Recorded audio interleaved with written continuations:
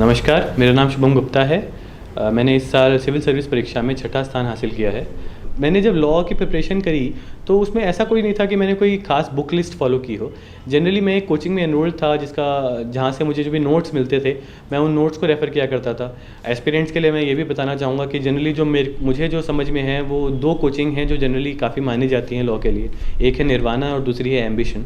तो अगर आप कोई कोचिंग ज्वाइन करना चाहें तो आप इन दोनों को रेफ़र कर सकते हैं। इनके नोट्स काफ़ी अच्छे होते हैं, काफ़ी क्रिस्प होते हैं और जो टीचर हैं वो भी काफ़ी अच्छे हैं।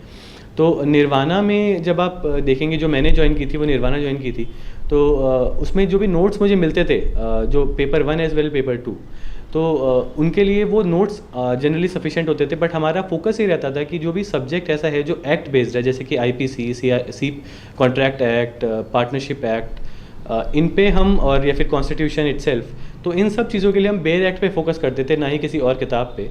तो जनरली हम बेयर एक्ट पढ़ा करते थे और बेयर एक्ट को सप्लीमेंट किया करते थे विद केस लॉज, या फिर कोई अंडरस्टैंडिंग के लिए आपको कोई और भाषा की ज़रूरत है, किसी और मैक्सिम की ज़रूरत है।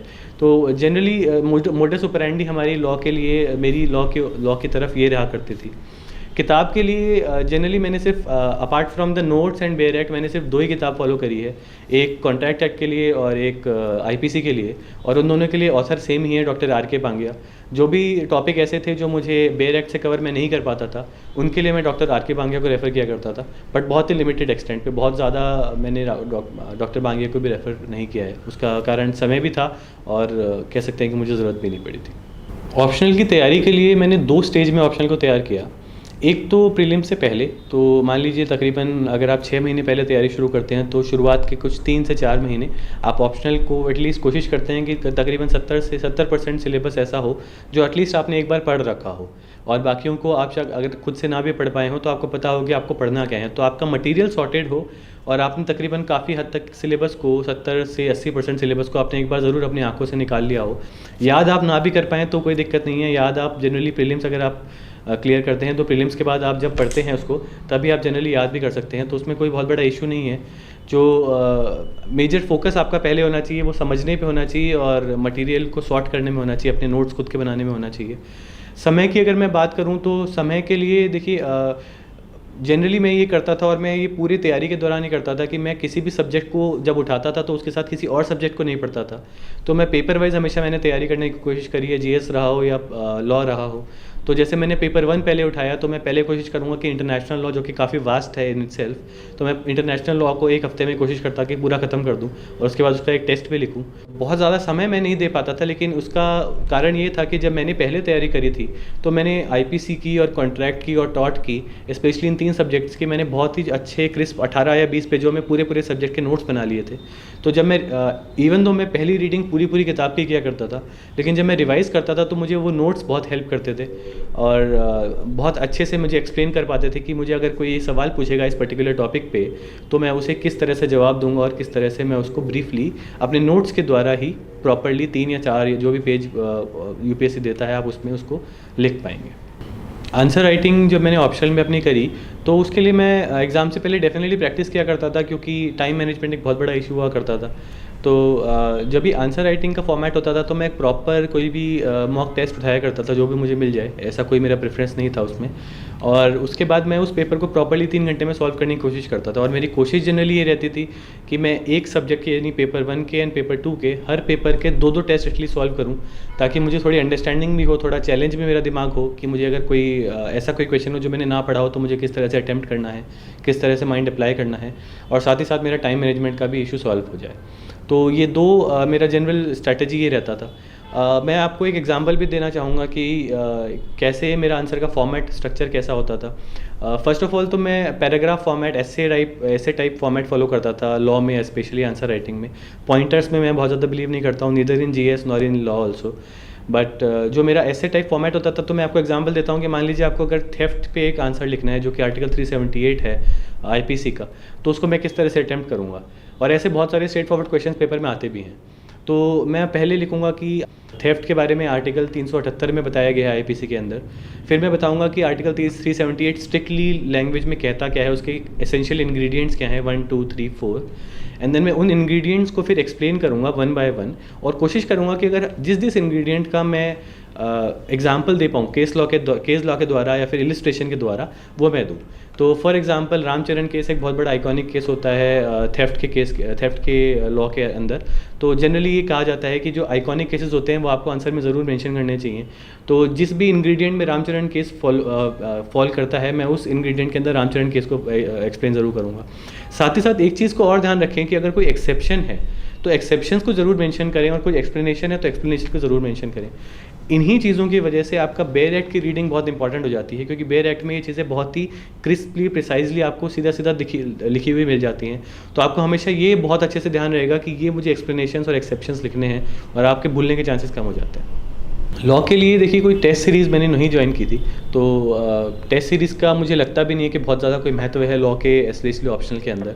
जो स्कोप है वो ये है, क्योंकि लॉ में जो सवाल पूछे जाते हैं वो काफ़ी हद तक सीधे सीधे सवाल होते हैं, टॉपिक्स पे होते हैं, जैसे कि थेफ्ट बता दीजिए, अटेम्प्ट बता दीजिए, मर्डर बता दीजिए।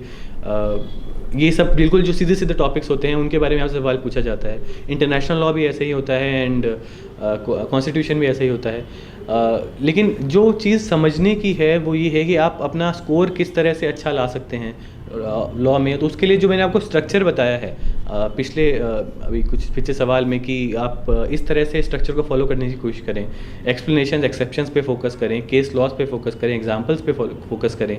कोई अगर पर्टिकुलर केस स्टडी आ गई है, तो अगर आप सोचते हैं कि वो किसी पर्टिकुलर केस से रिजेंबल करता है, तो आप उस केस का नाम मेंशन करें। ये कह सकते हैं कि मुझे लगता है कि ये सिचुएशन उस केस से रिलेटेड है, तो इस केस में इस तरह से रिएक्शन हो सकता है, इस तरह से कोर्ट रूलिंग दे सकता है।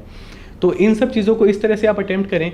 और जहाँ तक कॉन्स्टिट्यूशन और इंटरनेशनल लॉ की बात है, तो आप जो कुछ ऐसे बहुत इंपॉर्टेंट टॉपिक्स होते हैं, जैसे कि आप उन बड़े टॉपिक्स को अलग कर लें। जैसे कॉन्स्टिट्यूशन में अगर मैं बताऊं, तो आपको प्रीएम्बल, आर्टिकल 19, आर्टिकल 21, प्रीएम्बल के बहुत सारे पार्ट्स होते हैं, सेक्युलरिज्म, सोशलिज्म, इन सब टॉपिक्स को आप बिल्कुल तकरीबन मेरे हिसाब से 10 टॉपिक्स में अगर आप बांट लेंगे तो पूरा कॉन्स्टिट्यूशन मोटा मोटा खत्म हो जाएगा। तो इन टॉपिक्स को आप स्ट्रेट जैकेट एक फॉर्मूले की तरह बना लें, और आप ये याद कर लें कि अगर ये क्वेश्चन आएगा तो मैं इसको इस तरह से एक्सप्लेन करूँगा, और फिर ये क्वेश्चन लॉज मैं उसमें मेंशन करूँगा। तो अगर आप इतना कर लेंगे तो वो काफ़ी हद तक आपको हेल्प करेगा। इससे आपका टाइम भी बचेगा कि एग्जाम में आपको सोचने में टाइम नहीं लगाना पड़ेगा, और आपका आंसर भी बहुत अच्छा निकल के आएगा, क्योंकि पहले आपने बहुत सोच समझ के इसका आंसर एक मॉडल आंसर टाइप बनाया। जो मैं ओवरऑल अगर आपको एक्सपीरियंस अपना बताना चाहूँ कि लॉ में मेरा एक्सपीरियंस है कि मेरा स्कोर ठीक ठाक रहा है। तो हो सकता है कि मैं जो कर रहा था लॉ में ऑप्शनल अटेम्प्ट करने में, वो काफ़ी कुछ ठीक कर रहा हूँगा। लेकिन मैं आपको ये ज़रूर बताना चाहूँगा कि जो मेरी again it is an overall strategy that I follow, कि अगर मुझे मान लीजिए कोई सवाल ऐसा है जो मुझे नहीं भी आता है बिल्कुल स्ट्रिक्टली, कि मैंने पढ़ा और मुझे दिमाग में आंसर बिल्कुल क्रिएट हो गया, फ्रेम हो गया, तो मैं उस क्वेश्चन को छोड़ता कभी नहीं था। मैं उस क्वेश्चन में जो भी लिमिटेड नॉलेज मुझे होती थी, जब मुझे लगता था कि ये क्वेश्चन में मैं शायद ये लिख सकता हूँ, तो उसको मैं ज़रूर लिख के आता था। तो मेरी एक स्ट्रैटेजी हमेशा से रही है ये, जीएस में भी और लॉ में भी। तो प्लीज़ इसको ज़रूर ध्यान रखें कि जहाँ तक पॉसिबल हो आप किसी क्वेश्चन को छोड़े ना, उसमें जितना भी आपको जो भी लिमिटेड आपको पता हो तो आप उसको ज़रूर लिख के आएँ। और ये जनरली होता भी है, कि जो मेरे साथ भी हुआ था पहली बारी में भी और दूसरी बारी में भी, कि ऐसे कुछ 2 या 3 सवाल ऐसे हुआ करते थे जिसमें मुझे बिल्कुल स्ट्रिक्टली जवाब नहीं पता था। तो मैं कोशिश ये करता था कि जितना भी मुझे पता है, जो भी मैं लिख पाऊँ, मैं ज़रूर लिख के आऊँगा। दूसरी बात, जैसा कि मैंने आपको मॉडल आंसर्स के बारे में बताया, तो दैट इज़ वो बहुत हेल्पफुल रहता है, क्योंकि सवाल भी बहुत सीधे सीधे आते हैं। तो आप वो ज़रूर उसमें थोड़ा सा टाइम अपना स्पेंड करें, और वो उस मॉडल आंसर्स बनाएं सब्जेक्ट्स को लेके, स्पेशली कॉन्स्टिट्यूशन में, इंटरनेशनल लॉ में और बाकी चीज़ों में भी। नोट्स बनाने की कोशिश करें। नोट्स जितना बनाएंगे उतना रिवीजन में आसान होगा, क्योंकि लास्ट में सब्जेक्ट काफ़ी वास्ट है, इतना छोटा भी नहीं है। तो लास्ट में जब आप रिवाइज़ करते हैं, तो अगर आप वो क्रिस्पली शॉर्ट फॉर्मेट में अगर नोट्स नहीं बनाएंगे तो रिवाइज़ नहीं कर पाएंगे। तो केस लॉज भूल सकते हैं, कुछ इंपॉर्टेंट एक्सप्लेनेशन एक्सेप्शंस भूल सकते हैं, जो कि थोड़ा सा इशू हो सकता है। तो इन सब चीज़ों का आप ज़रा ध्यान रखें कि जो भी मैं आपको चीज़ें बता रहा हूँ, अगर आप इन छोटी छोटी बातों का थोड़ा सा ध्यान रखेंगे और अपने आप पे कॉन्फिडेंस रखेंगे और अपने सब्जेक्ट नॉलेज पे कॉन्फिडेंस रखेंगे, तो ऐसा बिल्कुल भी नहीं है कि जो जनरल धारणा है कि law is a low scoring subject, ऐसा बिल्कुल भी नहीं है। मैं आपके साथ शेयर करना चाहूँगा कि मेरे सेकेंड अटैम्प्ट में जो स्कोर था वो 306 था लॉ में। तो ऐसा बिल्कुल भी नहीं, और मैं उम्मीद करता हूँ कि शायद मेरा इस बार भी स्कोर ठीक ही होगा। तो ऐसा बिल्कुल भी नहीं है कि लॉ में आप स्कोर नहीं कर सकते। शायद फ़र्क थोड़ा सा वहीं पड़ जाता है कि आप लॉ को किस तरह से अटैम्प्ट करते हैं, आप इसके बारे में क्या सोचते हैं अटैम्प्ट करने से पहले। तो अगर आप उसको ठीक कर लेंगे तो आई एम श्योर आपका स्कोर भी बहुत ही अच्छा आएगा, और आप भी बहुत अच्छा स्कोर करेंगे और रैंक लाएंगे। Hello everyone, my name is Vaishali Singh. I have secured all India rank 8 in civil services examination. अब मैं सीधा लॉ ऑप्शनल स्ट्रैटेजी पे आती हूँ क्योंकि मेरा ऑप्शनल लॉ था। सबसे पहले थोड़े बेसिक रिसोर्सेज एंड बुक्स की बात करते हैं। लॉ ऑप्शनल में 2 पेपर्स होते हैं। पेपर 1 में सब्जेक्ट्स होते हैं constitutional law, administrative law and international law. So constitutional law के लिए ओवरऑल पहले अगर बुक्स की बात करें, आप अगर पास्ट ईयर पेपर्स को देखते हैं तो आपको रियलाइज़ होगा कि बहुत ज़्यादा हाई लेवल के लॉ क्वेश्चंस नहीं होते हैं। जो लॉ के पेपर के जो क्वेश्चंस होते हैं वो बेसिक होते हैं और बेसिक लॉ से डील करते हुए, तो हमें बहुत ही ज़्यादा हाई एंड बुक्स पढ़ने की उसके लिए ज़रूरत नहीं है। अगर हम कॉन्स्टिट्यूशन की बात करते हैं, मैंने V N. Shukla and A K. Jain, जिनको हम दुक्की भी बोलते हैं अपने शब्दों में, मैंने ये 2 बुक्स को साथ में पढ़कर अपने खुद के नोट्स बनाए थे। एडमिनिस्ट्रेटिव लॉ के लिए मैंने बार काउंसिल एग्जामिनेशन के कुछ मटेरियल आते हैं, उसके अंदर 10 पेज में एडमिनिस्ट्रेटिव लॉ है, मैंने सिर्फ उतना पढ़ा था। इंटरनेशनल लॉ एक थोड़ा ट्रिकी सब्जेक्ट है क्योंकि इसका कोई एक सोर्स नहीं है, तो इसके लिए मैंने 3-4 डिफरेंट सोर्सेज को डिफरेंट टॉपिक्स के लिए पढ़ा था। सोर्सेज जैसे ए.के. जैन, सिंगला करके एक बुक आती है, एक एस.के. कपूर की बुक है, एंड ऑनलाइन सोर्सेज। ये था पेपर 1 के लिए मेजरली। अगर आप कंपैरिजन करेंगे तो जो पेपर 1 होता है वो ज़्यादा एनालिटिकल होता है, वहाँ पे ज़्यादा एनालिटिकल क्वेश्चंस आते हैं। यहाँ पे इट मेक सेंस कि आप एक से ज़्यादा सोर्सेज को पढ़कर खुद के नोट्स बना लीजिए। Now coming to paper 2। Paper 2 में as we know, first half is IPC and torts, second half is contract law, mercantile law and contemporary legal developments. ये सेकेंड पेपर यूजुअली थोड़ा ट्रिकी हो जाता है क्योंकि कंटेम्प्रेरी लीगल डेवलपमेंट्स के questions थोड़े random हो जाते हैं। इसमें as a strategy I will suggest कि आप जो फर्स्ट हाफ है इस पेपर का, that is IPC and thoughts, उस पर ज़्यादा फोकस करिए ताकि जो हमें 3 क्वेश्चंस चूज़ करने होते हैं 2 हाफ्स में से, आप इस पोजीशन में हो कि आप 2 क्वेश्चन यहाँ से कर सकें ताकि जो अनसर्टेनिटी होती है पेपर में आप वो रिड्यूस कर सकें। अब अगर मैं सोर्सेज की बात करूँ तो IPC क्योंकि मैं बहुत अच्छे से करना चाहती थी, तो मैंने पिल्लाई एंड ए.के. जैन को मिक्स करके पढ़ा था और नोट्स बनाए थे। टॉट्स के लिए मैंने ए.के. जैन जो दुखी होती है वही पढ़ी थी क्योंकि मुझे रियलाइज़ हुआ कि वो बुक बांग्या जो हमारी बुक होती है उसका शॉर्ट वर्जन है। जब ऑलरेडी आपके पास इतना है पढ़ने को तो आप बड़ी बुक्स के लिए मत जाइए जब छोटी बुक से अगर काम चलता है तो। कॉन्ट्रैक्ट्स के लिए मैंने फिर से ए.के. जैन ही पढ़ी थी और साथ में कुछ ऑनलाइन सोर्सेज जैसे स्टैंडर्ड फॉर्म कॉन्ट्रैक्ट्स और अदर कुछ टॉपिक्स हैं वो मैंने ऑनलाइन देख लिए थे। मर्केंटाइल लॉ के लिए ये मेरा बहुत ही बड़ा सजेशन रहेगा कि आप मर्केंटाइल लॉ को बिल्कुल ना छोड़िए।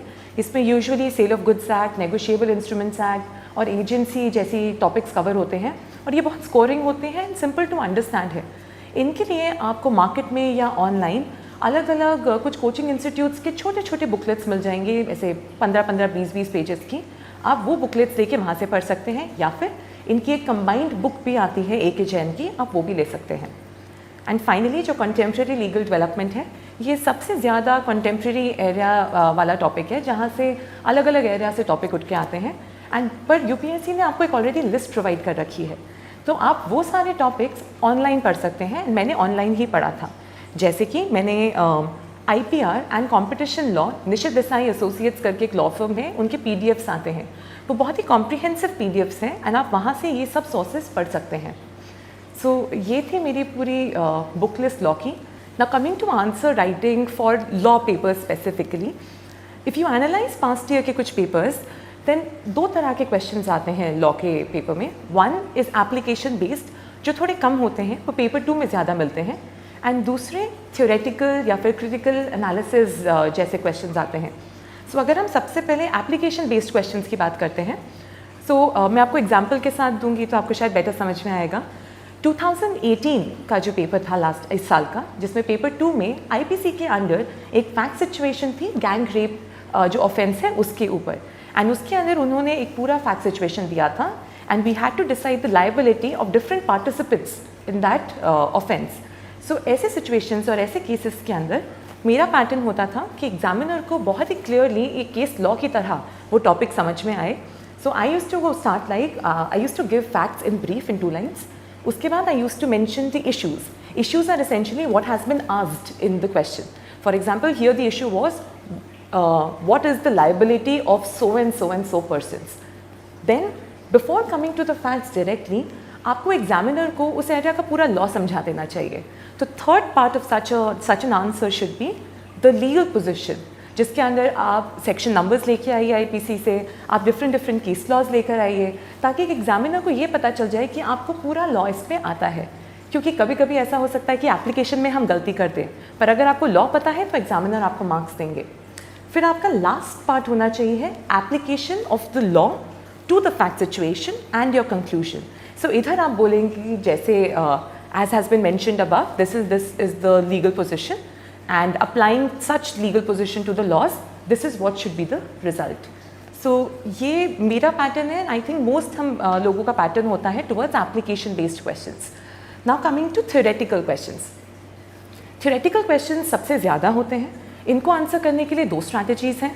सबसे पहले आप पिछले 5 से 6 साल एटलीस्ट इनके जो पेपर्स हैं उनके सारे क्वेश्चंस को आप खुद से प्रैक्टिस करके एक मॉडल आंसर्स बना लीजिए। मैंने कुछ सब्जेक्ट्स के लिए ये किया था and it really help me, because बहुत सारे सब्जेक्ट्स में आप नोट करेंगे क्वेश्चंस रिपीट होते हैं एवरी ईयर।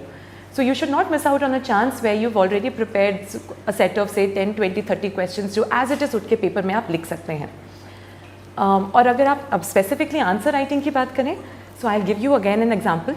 पेपर 1 के अंदर इस बार there is a question that critically evaluates the changing dimensions of the concept of state under Article 12 of the Constitution. So इस केस के अंदर आप इस आंसर के अंदर आप सबसे पहले आइडेंटिफाई करें कि क्वेश्चन में क्या मांगा है। They've asked you 2 things. First is the changing position of law under Article 12 of the Constitution, and second is the critical analysis. So in such questions, you should be very sure that you're able to cover a spectrum of laws and case laws with respect to Article 12. Starting from the very basic propositions initially which used to say कि सिर्फ sovereign functions होते हैं state, and then eventually जैसे जैसे हमने उनको broaden करा है, so you should cover that spectrum, and in last 1 or 2 paragraphs you should critically evaluate it. So इसी तरह के mostly questions रहते हैं। एक situation जो मुझे लगता है मैंने face करा था, काफ़ी सारे constitution के जो questions होते हैं वो polity के question से overlap करते हैं, and it becomes difficult for us to differentiate those questions. तो लॉ के पेपर के आंसर्स को लॉ जैसा बनाने के लिए आप कोशिश करें कि आप उसमें ज़्यादा से ज़्यादा articles and section numbers and case laws को लिख सकें। एंड ये कहना आसान है, बट आई नो मुश्किल हो जाता है याद करने के लिए, बट इससे डील करने के लिए मैंने अपने खुद के शॉर्ट नोट्स बनाए थे। सो हर इंपॉर्टेंट सब्जेक्ट के लिए I had a list of important articles and sections. I used to write just the headings of those sections so that मेरे को पढ़ते ही याद हो जाए। एंड उसके बाद I had a list of case laws divided subject wise, subject and topic wise, so that as soon as I see कि article 12 के ऊपर कोई क्वेश्चन आया है, I will go back and suddenly in my head I will revise all the case laws जो article 12 से deal करते हैं।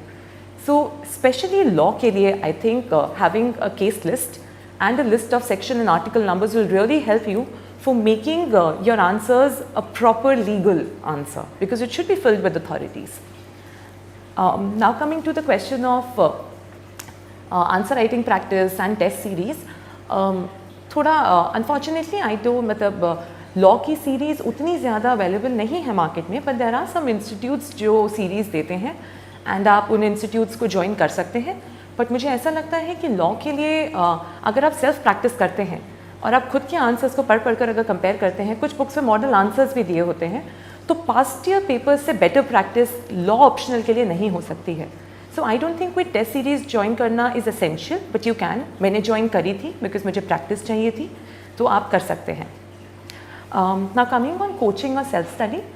Now coaching or self-study का question varies from person to person. It varies from the comfort level of person to person. I think I can broadly divide us candidates into 2 categories when it comes to law optional. Some of us who have done our graduation in law and कुछ हम जो हमारा graduation किसी और subject में है but we have chosen law as our optional. So वो बच्चे जिनका graduation law में है, मेरा honest belief है कि उनको कोई coaching की ज़रूरत नहीं है. आप already 3 से 5 साल law पढ़कर आ चुके हैं. And law की जो basic books हैं, they're very easy to understand. Whereas are very easy to understand. So I don't think coaching में आपको अपना समय लगाना चाहिए. उतना ही टाइम आप खुद से पढ़कर अपने नोट्स बनाइए और उनको रिवाइज करिए, वो आपको ज़्यादा हेल्प कर सकता है. मैंने कोई कोचिंग नहीं ली थी लॉ को पढ़ने के लिए, बट वो बच्चे जिन्होंने लॉ ऑप्शनल अलग से चूज़ करा है, मुझे ऐसा लगता है कि क्योंकि लॉ काफ़ी टेक्निकल सब्जेक्ट हो जाता है for a newcomer, for you to make it easier for you you can do both self-study or you can go for some coaching or some guidance or some online videos which can help you understand the basics of law. Once you catch hold of the basics of law, it will not be a problem for you. And if I have to, this was all about the basics of law optional. But अगर मुझे कुछ overall आपको guidelines देनी है तो सबसे पहला यही कि try and complete your law optional as soon as possible. Try and keep your sources as limited as possible, because जो क्वेश्चंस पूछते हैं एंड जो वर्ड लिमिट होती है उसके अंदर you can not put a lot. So cost benefit analysis यही होगा कि आप कम करें. लॉ ऑप्शनल पढ़ने में समय थोड़ा ज़्यादा लगता है क्योंकि जो ऑलमोस्ट पूरा सिलेबस लॉ का ग्रेजुएशन का वो इसमें कवर कर देते हैं. सो आपको 3 से 4 महीने कम से कम लग सकते हैं. इट्स ओके अगर आपको इससे ज़्यादा टाइम भी लग रहा है, मुझे शायद इससे ज़्यादा ही टाइम लगा होगा, तो कोई प्रॉब्लम नहीं है उसमें. आपको जो कंफर्ट लेवल है उस पर करें, पर अपने नोट्स ज़रूर बनाएं बिकॉज ऑप्शनल को बाद में रिवाइज करने के लिए नोट्स ही काम आते हैं. Books will be too bulky for you to revise in the end. And as far as answer writing goes, specifically for students who are not from a law background, आपको ये ज़रूर ध्यान रखना है कि आप जो वर्ड्स यूज़ करें वो लीगल टर्मिनोलॉजी हो. जैसे नॉन कॉन्स्टिट्यूशनल सही यूज़ नहीं होता है वर्ड का, अनकॉन्स्टिट्यूशनल सही यूज़ होता है. तो इस तरह के कुछ जो टर्मिनोलॉजी है वो अगर आप कैच कर लेंगे तो आपके लिए लॉ ऑप्शनल में ईजी होगा. So this is all about the law optional. You can ask me more questions in the comment section and I will be more than happy to help you out in this. Hello friends, I am Vishal Singh. I have cleared my UPSC CSC 2018 in first attempt with All India rank 242, and today I would be discussing with you my law optional strategy. First of all, let's go to the book list so that the resources are complete. For international law, the resources are very tough to find. Most of the resources you can find in SK Kapoor book. I use that book along with some of the resources from the internet for last 4-5 topics. For constitutional law, I kept myself to VN Shukla and MP Jain. Basically, fundamental rights part I read from the MP Jain book and others was from VN Shukla book. For in IPC, I read PSA Pillai book, and then for tort, it was again RK Bangia book, and for contract, I went for Avtar Singh, and the other allied laws I took basically did them from Bayer Acts. For IPR, I read the primer from Nishit Desai. That was enough for that IPR section. Now let's go through the strategy for the law optional. Friends, I prepared short notes of all the subjects. Basically, I prepared notes of sections and cases so that I do not have to find them again in the book. And so I just wrote down the sections and the cases which were related to those sections, and a small briefing about that section if that section is tough. I made notes exhaustively of international law, क्योंकि international law एक tough subject पड़ जाता है friends सबके लिए. मतलब उसके अंदर मेरे को बहुत प्रॉब्लम्स आती थी. So I made short notes of that subject. For IPC also I made short notes, but I was basically stuck to the section part and the cases part. For constitutional law I made the notes of cases only and not other thing, and for tort also I made notes of the cases only. Basically friends मैंने अपने optional की सारी preparation लगभग prelims के पहले कर ली थी, but constitutional law और एडमिनिस्ट्रेटिव लॉ मैं पढ़ नहीं पाया था ऑप्शनल प्रीलिम्स के पहले. So that I did after my prelims, and it was not a tough thing to do it because basically I have done it already in my prelims preparation for polity section. Along with this, one thing I did for law optional was I used to get updated with the current affairs daily, because in law optional subject you have to get updated with the current affairs daily, so that you can give answers according to the questions, because questions these days upon law optional are coming more dynamic, and so you have to be more dynamic according to that. So for current affairs of law optional I used to visit sites like Bar and Bench and Live Law and other resources which from Google only. Again you can get some of the resources from the Hindu as well. So friends, this was my law optional strategy. Hello दोस्तों, मेरा नाम स्पर्श गुप्ता है. मैंने हाल ही की civil services परीक्षा में 562 rank हासिल किया है. तो सबसे पहले ये बहुत ज़्यादा ज़रूरी है जानना, again emphasizing the fact that syllabus is very very much the key. Law के साथ सबसे बेस्ट पार्ट यही है कि उसका जो सिलेबस है इवन दो वाइड है, काफ़ी लगता है लोगों को बहुत ज़्यादा है, लेकिन बहुत ही सर्टेनिटी है, आपका डायनामिक नहीं है इतना सिलेबस। करंट अफेयर्स का पोर्शन बहुत कम है, बहुत सारे क्वेश्चंस आप बिफोर हैंड प्रिपेयर करके जा सकते हैं। Model answers most of the questions, जैसे कि इस साल मैंने मॉक्स पे बहुत ज़्यादा ध्यान दिया, काफ़ी सारे मॉक्स लिखे मैंने, अराउंड 8 to 10 मॉक्स लिखे हैं मैंने इस बार लॉ के, बिकॉज आंसर राइटिंग बहुत ज़रूरी हो जाती है अगेन, मतलब वो मेंस मतलब आपके एग्ज़ाम के लिए जनरली भी ज़रूरी है, बट ऑप्शनल के केस में भी आपके लिए वो बहुत ज़रूरी हो जाता है, बिकॉज जो आपको पर्सपेक्टिव चाहिए पेपर अटेम्प्ट करने के लिए सिविल सर्विसेज का, वो बहुत डिफरेंट है एज़ कम्पेयर टू जो हमारे कॉलेज में हम लॉ के पेपर्स अटेम्प्ट करते हैं। तो एक उस टेम्पो को बदलने के लिए, अपने आप को उस मोल्ड में लाने के लिए बहुत ज़रूरी हो जाता है कि आप मॉक्स दें, फीडबैक लें लोगों के साथ। तो उसको देखते हुए लॉ में तो मैं कह रहा था कि सबसे ज़्यादा फ़ायदा क्या है कि आपको 70-75% जो आपके क्वेश्चंस हैं, आपको ऐसा लगेगा कि मैंने ये पहले लिखे हुए हैं। अगर आपने मॉक्स अच्छे से दिए हैं और प्रिपरेशन आपका अच्छा है, आपने मॉडल आंसर्स प्रिपेयर करे हुए हैं, तो 70-75% ऑफ द क्वेश्चंस आपके पास उनके आंसर्स पहले से ही होंगे और आपका टाइम बहुत सेव होता है और आप उसमें बेस्ट से बेस्ट आंसर्स लिख पाते हैं। वही एक बहुत बड़ा कारण था कि इस बार मेरा स्कोर बहुत इम्प्रूव हुआ।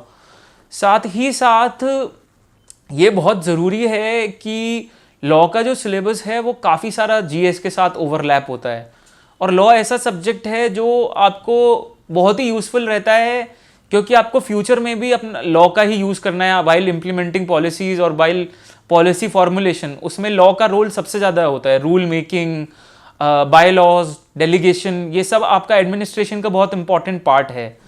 तो इसलिए भी लॉ बहुत इंपॉर्टेंट फैक्टर रहता है। तो इसी के चलते मुझे जहाँ तक लगता है ये जो एक मिसकंसेप्शन है कि लॉ ऑप्शनल लेना चाहिए कि नहीं लेना चाहिए, बहुत सारे एग्जाम्पल हैं इसी साल जो कि नॉन लॉ बैकग्राउंड से भी हैं, लेकिन उन्होंने बहुत अच्छा स्कोर किया है and they have made it to the list. और in previous years also there have been instances जहाँ पे नॉन लॉ बैकग्राउंड से लोग आए हैं और उन्होंने बल्कि क्रैक ही नहीं किया है, बल्कि बहुत अच्छे रैंक्स के साथ क्रैक किया है। तो मेरा कहना तो उस मामले में फिर यही है कि फिर हम लॉ बैकग्राउंड के होते हुए भी अगर हमें लॉ ऑप्शनल पे डाउट है तो फिर आई डोंट नो, बहुत बड़ा प्रॉब्लम है वो। मतलब हमें कॉन्फिडेंस रखना होगा कि हम अपनी तरफ से पूरी तरह से मेहनत कर पाएंगे तो अच्छा स्कोर ला पाएंगे, और वो आपको किसी भी ऑप्शनल में करना पड़ता है। कोई भी ऑप्शनल आप लेके चलेंगे, आपको बिल्कुल स्टार्टिंग से आपको तैयारी करनी होगी और उसमें भी आपको उतनी ही मेहनत करनी पड़ेगी। यहाँ पे आपको अगर आप उतनी ही मेहनत आप लॉ को दे देंगे तो definitely you will be able to score well in this optional. अब जहाँ तक रहा सिलेबस का सवाल, तो जो लॉ ऑप्शनल है उसके 2 पेपर हैं। पेपर 1 में भी 2 पार्ट होते हैं, पार्ट ए पार्ट बी। तो पार्ट ए का जो सिलेबस है उसमें मेनली कॉन्स्टिट्यूशनल लॉ और एडमिनिस्ट्रेटिव लॉ रहता है। तो कॉन्स्टिट्यूशनल लॉ का जो सिलेबस है वो ओवरलैप करता है पॉलिटी से, और एडमिनिस्ट्रेटिव लॉ आपको अलग से पढ़ना पड़ता है। और मेनली जो कॉन्स्टिट्यूशनल लॉ है उसके लिए आपको बाइबल आपका वही है कॉन्स्टिट्यूशन, पीएम बख्शी लोग रेफ़र करते ही हैं। और बाकी आपके अगर आपको थोड़ा सा हम लोगों को रहता है कि कोई कमेंट्रीज़ हों पढ़ने के लिए तो लोग वीएन शुक्ला यूज़ करते ही हैं।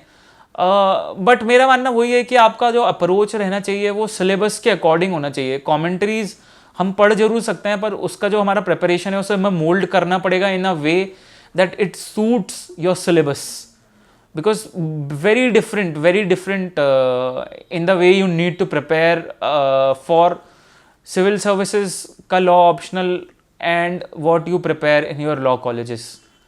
बिकॉज जो आपका आंसर राइटिंग है वो वेरी डिफरेंट है, जो अप्रोच है वो बहुत अलग है जो आपके कॉलेज में हम आंसर्स लिखते हैं। उसके लिए ज़रूरी है कि, तो मुझे यही लगा, इसीलिए मैंने 3rd अटेम्प्ट में ऑप्शनल के लिए कोचिंग भी ज्वाइन करी।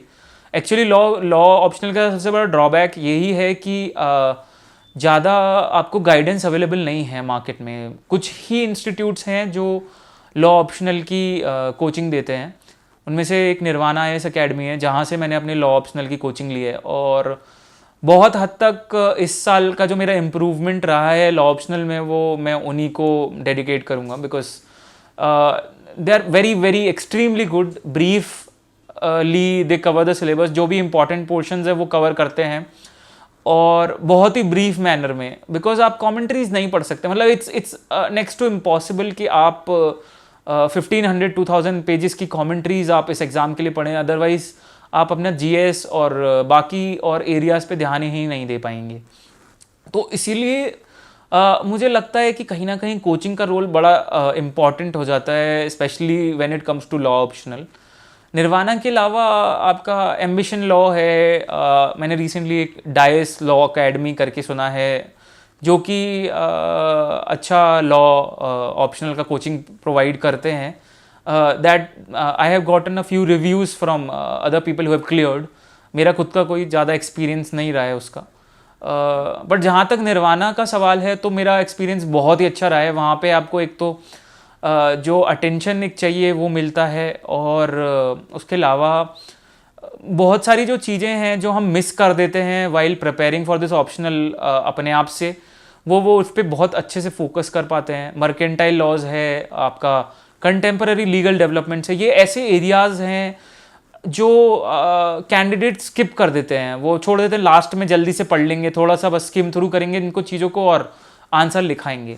लेकिन ये बहुत ही गलत एटीट्यूड है। हमें ज़रूरी है कि इन चीज़ों पे बहुत ध्यान देने की, बिकॉज एडमिनिस्ट्रेटिव लॉ है, आपका कंटेम्पररी लीगल डेवलपमेंट्स है, देन आपका मर्केंटाइल लॉज है, ये वाले सारे एरियाज कॉन्स्टिट्यूट अबाउट 100 मार्क्स, जिसमें से आपका 150 मार्क्स तक भी आ जाता है कई बार। तो आपको बहुत ज़रूरी है कि इन एरियाज पे फोकस करें and you have those answers. और एक्चुअली काफ़ी सारे लॉ, जैसे मर्केंटाइल लॉज है, उसमें आंसर्स क्वेश्चंस हर बार रिपीट होते हैं, मतलब there are only 20 to 30 questions which are asked in the exam, तो you can actually have model answers for those. और आप एंड में वो जल्दीबाजी के चक्कर में आप उस तरीके से उस पर ध्यान नहीं दे पाते और उस पर आप मिस कर जाते हैं। तो बहुत ज़रूरी है कि उस एरिया पे बहुत ध्यान दें आप लोग। तो वापस आते हुए पेपर 1 का जो पार्ट बी होता है वो रहता है आपका इंटरनेशनल लॉ।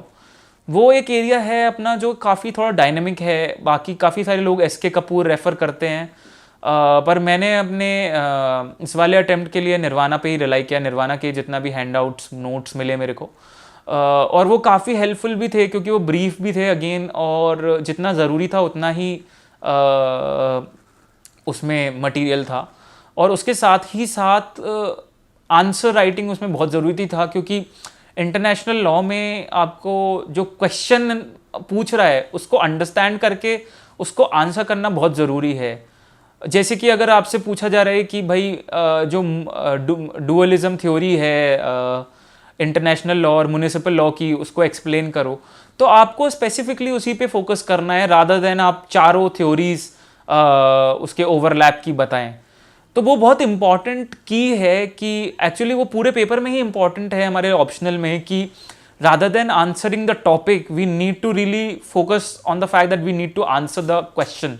जो आपसे क्वेश्चन पूछ रहा है, क्रिटिकली एग्जामिन, डिस्कस, या जो भी area of that particular law. अब आपसे अगर वो टॉर्ट ऑफ नेग्लिजेंस में आपको वो रीजनेबल फोर्सेबिलिटी पूछ रहा है, तो आपको पूरा डिटेल में नेग्लिजेंस में जाने की जरूरत नहीं है, बल्कि you have to focus only on reasonable forcibility. You just have to give a short introduction what negligence is, but then main focus has to be on reasonable forcibility. So that becomes very very important. Now coming back to syllabus की paper 2 रहता है आपका जो आपके substantive laws हैं, तो part A में आता है IPC और आपका law of torts और prevention of corruption act और आपका protection of civil rights act. तो ये वाला जो भी एरियाज़ हैं, आपका कंज्यूमर प्रोटेक्शन एक्ट भी इसी पार्ट ए में कवर होता है। तो इन सब के लिए भी अगेन आईपीसी के लिए आपका बेयर एक्ट बहुत ज़रूरी है, आपको उसको बार बार रेफ़र करना है। इलस्ट्रेशंस उसमें बहुत ज़रूरी हैं, बिकॉज हम लोगों को क्या लगता है कि एक्चुअली स्पेशली ये दिक्कत लॉ ग्रेजुएट्स के साथ ज़्यादा है कि केस लॉज को हम ज़्यादा तवज्जो देने लगते हैं। तो ये जानना बहुत ही ज़रूरी है कि जो लेजिस्लेटर्स हैं उन्होंने ऑलरेडी आपको एक एवेन्यू दिया है इलस्ट्रेशंस के थ्रू, and it is as authoritative as a case law. तो जहाँ पे भी आप केस लॉ नहीं यूज़ कर पा रहे हैं, आप वहाँ पे इलस्ट्रेशंस का बिल्कुल इक्वली गुड वे में यूज़ कर सकते हैं। एंड मतलब आपके ये वाले जो आंसर्स हैं, आपका जो इलस्ट्रेशंस और एग्जाम्पल्स, केस लॉज आपके एग्जाम्पल, आपका जो आंसर है उसको एनहेंस कर देते हैं, दे फेच यू मोर मार्क्स। तो बहुत ज़रूरी है कि इन चीज़ों पे हम बहुत ध्यान रखें। एग्जाम्पल्स हैं, इलस्ट्रेशंस हैं जो आईपीसी में है या टॉट्स में है या कॉन्ट्रैक्ट्स में है, ये वाले सारे सब्जेक्ट्स में एग्जाम्पल्स और इलस्ट्रेशंस का बहुत ज़्यादा रेलेवेंस है। और एक्चुअली पेपर 2 में जो डिफरेंस है पेपर 1 के साथ, वो फैक्चुअल ज़्यादा है, तो वो हाईली स्कोरिंग भी है। तो आप लोग अगर अच्छे से प्रिपरेशन कर रहे हैं, अगर आपने पास्ट ईयर पेपर्स अच्छे से एनालाइज किए हैं और उससे आइडेंटिफाई करें हैं कि आपके एरियाज टू फोकस क्या क्या हैं, तो आप उसको बहुत अच्छे से प्रिपेयर कर सकते हैं और बहुत अच्छा स्कोर कर सकते हैं।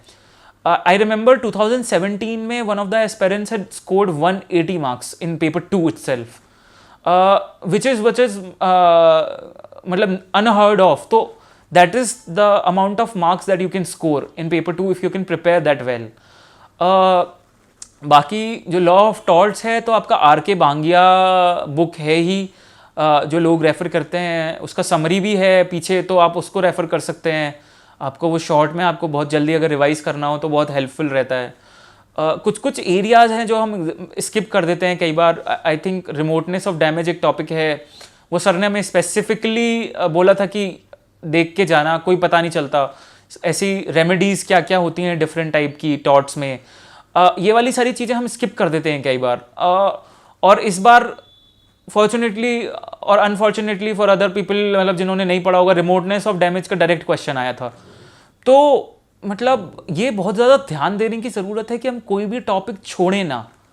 साथ ही साथ ये भी ध्यान देने की ज़रूरत है कि कुछ एरियाज़ हैं जिस पे हमें ज़्यादा ध्यान देने की ज़रूरत है, लेकिन हम अपनी तरफ से जितना सिलेबस है उसको पूरा करके जाएं, जिससे कि we should not be found wanting in the exam.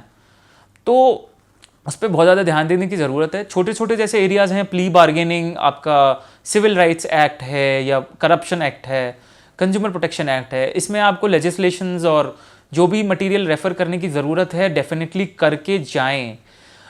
Because आपके पास अगर कुछ फैक्चुअल इन्फॉर्मेशन आपके पास पहले से है, तो आपको एक तो टाइम मैनेजमेंट बहुत बेटर होता है और आप इजीली अपने आंसर्स फ्रेम कर पाते हैं। आप सरप्राइज्ड नहीं होते हैं उन क्वेश्चंस को देख के पेपर में। That is very very important. फिर पार्ट बी में आपका कॉन्ट्रैक्ट लॉ है, मर्केंटाइल लॉज है, जिसमें कि sale of goods act, Indian partnership act आता है, और आपका नेगोशिएबल इंस्ट्रूमेंट्स है। और उसके बाद मेजर चंक इज आपका कंटेम्परेरी लीगल डेवलपमेंट, जिसमें मोस्ट इंपॉर्टेंट आपका ADR हो जाता है, ऑल्टरनेटिव डिस्प्यूट रेजोल्यूशन, आर्बिट्रेशन, और इंफॉर्मेशन टेक्नोलॉजी एक्ट, और आपका RTI, और स्पेशली आपका intellectual property laws, be it copyrights, patents, उस पर काफ़ी क्वेश्चंस पूछ रहे हैं आजकल वो लोग। फिर बाकी ट्रायल बाय मीडिया और अदर रिसेंट डेवलपमेंट्स, जैसे कि आई थिंक लास्ट ईयर उन्होंने rights of persons with disability act के ऊपर भी क्वेश्चन पूछ लिया था। तो इस एरिया पे बहुत ज़्यादा ध्यान देने की ज़रूरत है, बिकॉज आपको बहुत ज़्यादा वर्क करने की ज़रूरत नहीं है, but it fetches you very good marks. उसका वेटेज भी काफ़ी है, ऐसा नहीं है कि उसका वेटेज कम है। तो बहुत ही नेसेसरी है कि इन एरियाज़ पे आप फोकस करें। कॉन्ट्रैक्ट एक्ट पे बात आती है तो अगेन बांगिया रेफ़र कर सकते हैं लोग, अवतार सिंह भी रेफ़र कर सकते हैं। मैंने क्योंकि निर्वाणा ज्वाइन कर रखा था, तो मैंने तो निर्वाणा नोट्स पे ही रिलाई किया था। अगेन मर्केंटाइल लॉज में एक बहुत बड़ा चैलेंज ये रहता है कि क्या बुक्स रेफ़र करें, क्योंकि आपको उतना डिटेल में नहीं जाना होता है और एक्चुअली वो बहुत फैक्चुअल है। तो मैंने अगेन जैसे बताया, क्योंकि 20-30 क्वेश्चंस हैं जो हमेशा आपके एग्ज़ाम में आते हैं, तो बहुत ज़रूरी है कि हम पास्ट ईयर पेपर्स को अच्छे से एनालाइज करें उस पोर्शन ऑफ सिलेबस के लिए, और उन क्वेश्चंस के जहाँ से भी आपको मटेरियल मिल रहा है उससे आप उनके आंसर्स तैयार कर लें पहले से ही। वो बहुत ज़्यादा की है उसके लिए। तो अगर वो हो जाएगा तो आप बिल्कुल अच्छे से आंसर्स कर पाएंगे उनको। और साथ ही साथ फिर आपका जो कंटेम्परेरी लीगल डेवलपमेंट्स है वो आपको या तो करंट अफेयर्स के थ्रू, आपके जो GK के मॉड्यूल्स है, काफ़ी सारे लेजिस्लेशंस आपको उसमें पढ़ने को मिल जाते हैं, क्योंकि आपको जो जनरल स्टडीज़ के पेपर्स होते हैं उसमें भी आपको कुछ लॉज को रेफ़र करना होता है। साथ ही साथ आपको कुछ साइट्स हैं जैसे लाइव लॉ है, लीगली इंडिया है, ये सब आपके रीसेंट डेवलपमेंट्स पे कुछ ना कुछ आपकी चीज़ें आती रहती हैं, तो आप उसे सब्सक्राइब कर लें और उसको रेफ़र करें। मैं ये नहीं कहूँगा कि रेगुलरली, बट मतलब बीच बीच में देखते रहें। बार एंड बेंच है एक और जो वेबसाइट है, इन पे कुछ कुछ आपके रीसेंट डेवलपमेंट्स आते रहते हैं जो चल रहे हैं लीगल फ्रेटर्निटी में। जितने भी इंपॉर्टेंट लैंडमार्क सुप्रीम कोर्ट के जजमेंट्स आ रहे होते हैं और कुछ हाई कोर्ट्स के जजमेंट जो काफ़ी न्यूज़ में रहे हैं, तो वो जनरली हम प्रिपेयर भी करते हैं अपने जनरल स्टडीज़ के लिए भी, पेपर 2 के लिए स्पेशली। तो लेकिन हम लोगों को ये थोड़ा सा अपने आप को मोल्ड करने की ज़रूरत होती है लॉ ऑप्शनल में, सिंपली कि उसमें हमें थोड़ा सा जो आपके लीगल इश्यूज़ हैं और जो आपके आर्ग्यूमेंट्स रहे हैं या जो रेशो उस जजमेंट का है वो क्या है, वो थोड़ा इम्पॉर्टेंट हो जाता है। बाकी आपको वहाँ से थोड़ा रेफ़र करने की ज़रूरत पड़ती है। और साथ ही साथ तो इसके खाली ये वाला जो थोड़ा सा एरिया है वहाँ पे आपको करंट अफेयर्स पे रेफ़र करने की ज़रूरत होती है, which is dynamic to an extent. Otherwise आपका जो लॉ का almost most of the syllabus है वो बहुत ही सर्टन है और आप उस पर मतलब अगर आपने मेहनत करी है पिछले 1 साल से, तो आपके पास ऑलमोस्ट सारे आंसर्स पहले से ही प्रिपेयर्ड होंगे मोस्टली। फिर एक छोटी सी चीज़ जो मतलब काफ़ी सारे डाउट्स मेरे पास रिसेंटली आए हैं लोगों के, वो यही है कि केस लॉज का क्या रेलेवेंस है, आंसर राइटिंग में क्या आपको डिफरेंस करना है। तो वैसे तो मैंने एक बार पहले भी बोला ही है कि मतलब आपको केस लॉ पे ऑफ कोर्स जो लैंडमार्क जजमेंट्स हैं आपके कुछ जो होते हैं कुछ टॉपिक्स पे, स्ट्रिक्ट लायबिलिटी पे आपका राइलेंस वर्सेस फ्लेचर, और नेग्लिजेंस में डॉनेगी वर्सेस स्टीवनसन, और आपके कॉन्ट्रैक्ट्स में काफ़ी सारे इंपॉर्टेंट जजमेंट्स हो जाते हैं, किसी मोहरी बीबी फॉर माइनर्स कॉन्ट्रैक्ट, और ऐसी बहुत सारे जजमेंट्स होते हैं। कई सारे जो इंपॉर्टेंट टॉपिक्स पे आपके जजमेंट्स हैं ये की हैं, तो ये तो आपको कोट करने ही पड़ेंगे डेफिनेटली। बट उसके अलावा आपके इलस्ट्रेशंस, आपके खुद के बनाए हुए examples, they can also work, they can supplement your answers. और हम लोगों को जैसे आदत होती है अपने कॉलेजेस में कि quote as many case laws as possible, यहाँ पे वैसा वाला आपको करने की बिल्कुल ज़रूरत नहीं है। 1-2 case law are more than enough for you to put in your answers, because आपके पास स्पेस बहुत लिमिटेड है और वो आपको एनालिसिस भी देख रहे हैं, आपकी एनालिसिस इज़ वेरी इंपॉर्टेंट। तो आपको साथ ही साथ आपको टॉपिक भी डिस्कस करना है, अपना आपका जो क्वेश्चन है उसकी एनालिसिस भी देनी है, साथ ही साथ आपको वो एग्जाम्पल्स और इलस्ट्रेशंस और केस लॉज यूज़ करने हैं, एंड इंक्लूडिंग फिर आपको इंट्रोडक्शन और कंक्लूजन तो देना ही है। तो उसके देखते हुए आपको वो जो अपनी स्ट्रैटेजी है वो उस तरीके से थोड़ी मोल्ड करनी पड़ती है यहाँ पे, वो एक बहुत बड़ा की है। फिर एक जो ज़रूरी सवाल लोगों के माइंड में रहता है कि हाउ डज GS2 जो आपका GS2 का पेपर रहता है पॉलिटी वाला, how does approaching that is different from your paper 1 जब आपका लॉ का पेपर है, या क्योंकि काफ़ी सारे ओवरलैपिंग पोर्शंस हैं, तो हम लोगों का क्या हो जाता है कि हम ज़्यादा लीगल जार्गन और ज़्यादा निटिग्रिटीज़ में चले जाते हैं कई बार पॉलिटी के आंसर्स में। बहुत ज़रूरी है कि हम लोग वो एक जो अप्रोच है आंसरिंग का वो लॉ ऑप्शनल के केस में ध्यान रखें।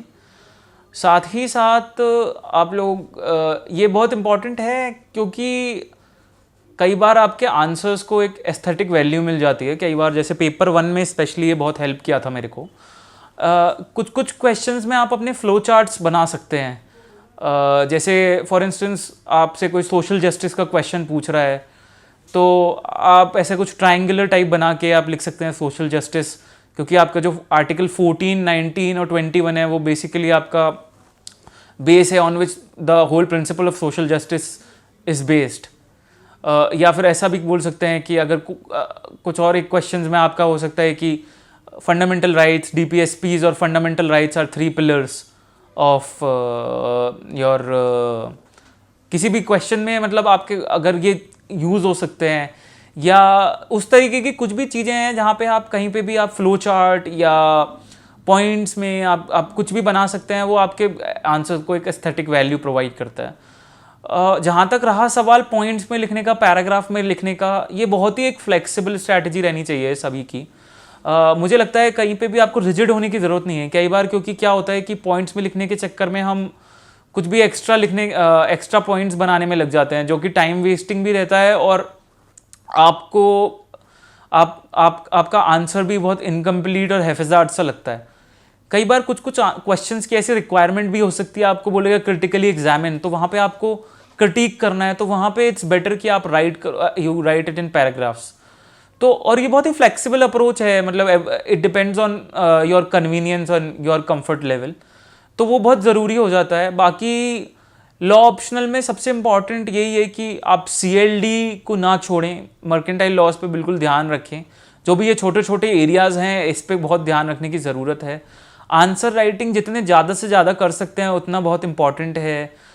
मॉडल आंसर्स प्रिपेयर करें, पास्ट ईयर पेपर्स बहुत ज़्यादा ज़रूरी हैं।